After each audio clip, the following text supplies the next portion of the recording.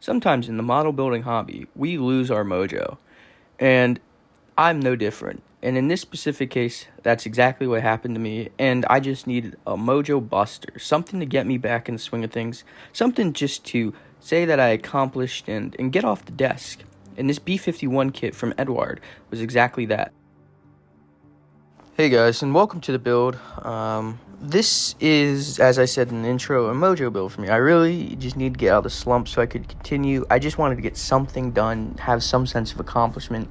I'm sure if you've been building models, you know that feeling. And to be honest, this was a great kit for it, especially too because it is small, and especially with the cockpit being of the Bf-109 so cramped, I didn't feel like I needed to super detail anything in there. And that's a lot of my hang-ups with aircraft is doing the super detail of the cockpit. And this was just a good one to do it on. This kit actually went together really well for the most part. There are a few engineering things like these gun bay, or these like gun divots being separate pieces that I just really couldn't get together, and it might have been just a me thing. But I didn't really feel like they needed to be separate parts. And also, too, in the instructions, again, could have been because I'm illiterate and dumb, but I didn't see a place, instructions to put the gun barrels in, so I don't have any in there. So, it's a neutered aircraft. But, I mean, it's just amazing, actually. Eduard kits in general have a really... I've never really had too bad of an experience with them. The decals, which we'll talk about later in the build, they were super thin, almost to actually exactly to the point where they were translucent. So I don't know if that was just bum decals or what, but the printing wasn't that great. It was kind of like if I made them in my home.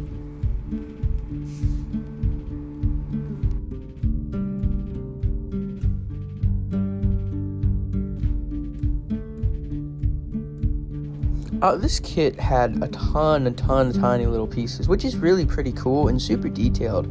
I will say, if you were ever looking to do the ultimate Bf-109 in 72nd scale, I think this is your kit right here. It's just unfortunate that you're not going to see a lot. And with the propeller, as you can see, the little sprue gates are in terrible positioning, and it broke. Which sucked, and with these horizontal stabilizers in the fin and the tail piece earlier you saw going in, this kit really snapped together a lot of times too, which is super nice. And it's just the engineering of Eduard's pretty amazing, to be honest with you. It's definitely not quite Tamiya level, you know, that whole Tamiya shake and bake thing, but it's not too far off either. It's definitely, it's especially too with the panel lines and the rivet detailing, it's incredibly crisp and precise for 72nd scale.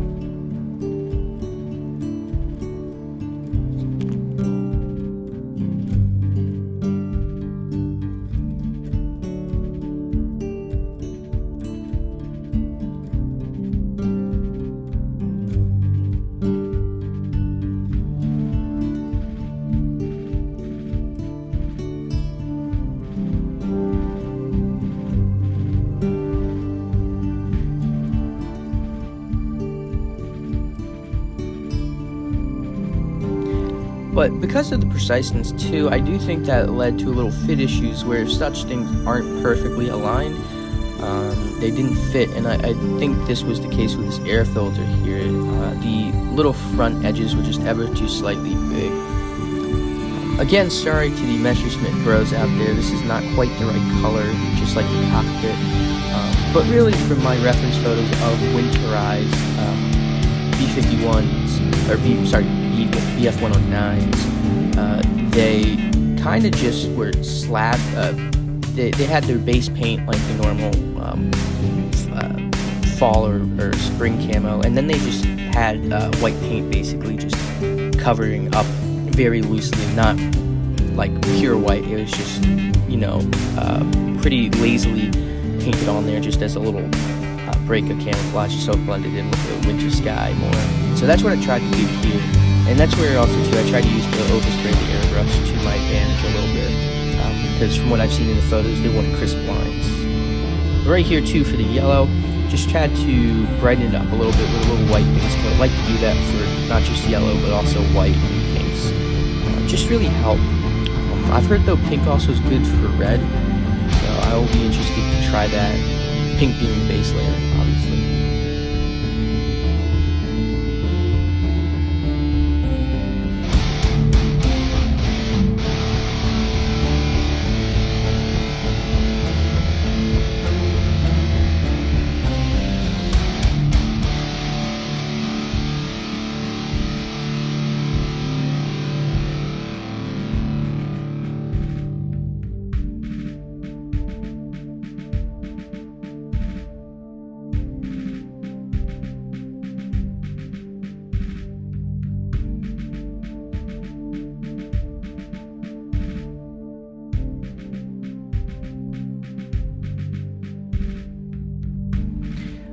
This was supposed to be a green spinner, but I used tire black, and to be honest with you, I don't really see the difference between the green that it was supposed to be, because it was more of a black green anyway, and I think it turned out nicely. I left the little flaps and landing gear stuff down because from my understanding with the slats on the outer wing of the Bf-109, it wasn't controlled by anything, and the only reason they were ever into the wing and weren't down was because of the force of the wind pushing against them when the plane was flying. It let me know if that's true or not. I know that was kind of a long and not very intelligent way of explaining all that, but these are the decals I'm talking about. It's hard to see in video, but they are super papery thin.